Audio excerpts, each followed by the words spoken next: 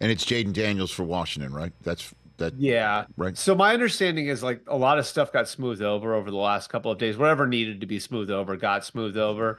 What did You know, need to be smoothed over? Him, I mean, him, I him, don't. him looking I think around it and was seeing more. 21 other kids at Top Golf when he wants, when he's clearly the So second pick.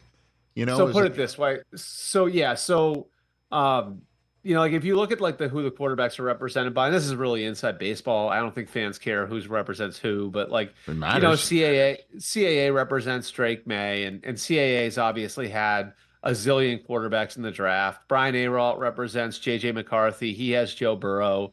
Like the guy who represents Jayden Daniels, Ron Butler is doesn't have quite the same experience with quarterbacks. He's a good agent, but doesn't have quite the same experience with quarterbacks. I think some of the other people around Jayden don't have the same experience with quarterbacks. So I think what got lost in translation a little bit was they were curious about this process for the Commanders and the way the Commanders were handling it.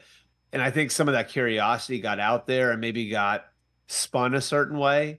Um, I don't think it was a problem in the end. Okay. Like from what I understand, I still think Jayden winds up going second overall. In fact, like I would tell you, like, like there are a lot of teams that think Jayden's 2023 tape, just in a vacuum, was better than Caleb's. Now, like, you have to change your offense around maybe to get the most out of Jayden. And, Jayden obviously had 4 years previous to this one that weren't as good as this year, whereas Caleb's tape on balance is better. But he's a really, really good prospect and one that I think will wind up in Washington. And I don't want you to blow up your mock draft before you post it. Where do you think Penix winds up? I have him like I don't have it in front of me. I think I have him going 13 to the Raiders. Raiders. Okay. Yeah. And I think like the coaching staff there would like to have a quarterback to build around. Obviously Gardner Minshew and Aiden O'Connell, they can get you through a season, but they aren't the long-term answer there. I certainly think that they would be a team to keep an eye on. And then I would say another team just to monitor with that would be Seattle at 16. Ryan Grubb, who was the offensive coordinator at Washington, is there now as the offensive coordinator. Obviously, he's worked with Penix the last couple of years. Michael Penix has really helped himself, over the course of this process, and I know the coaches getting involved has really helped him too. Seems like a great kid. Obviously, he's got a great story. He's been through a lot.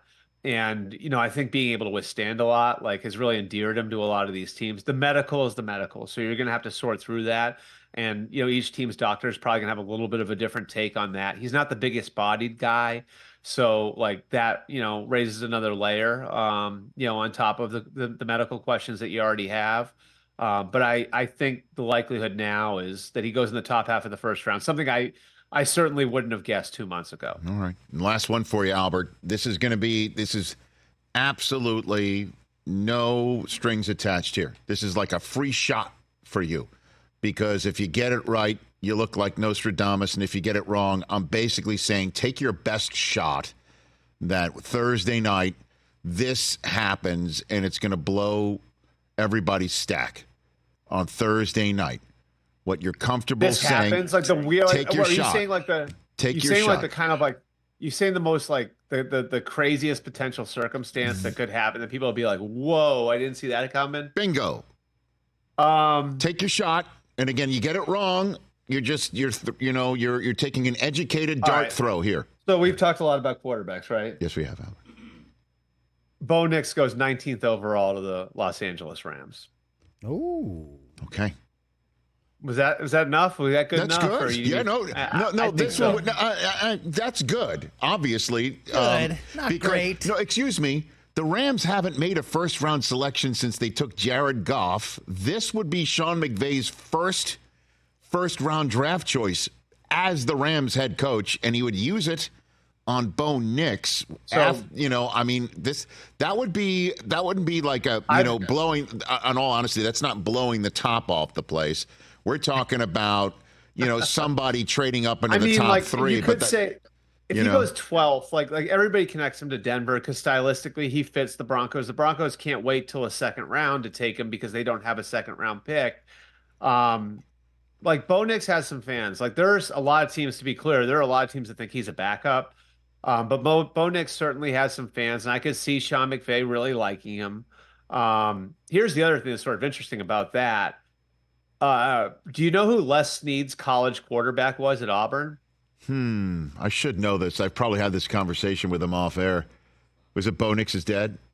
Patrick Nix. Okay, very good. So there you go. Brockman told me that in my ear. I can't take the credit for it, Chris. Yeah, I'm here to make you look good. I know, yeah, but I'm here to make you look good. he told me that. Okay, all right. There you go. That's a nice little nugget. Look at you breadcrumbing your way out the door. Catch the Rich Eisen Show every single day on the Roku channel, 12 to 3 Eastern, for free.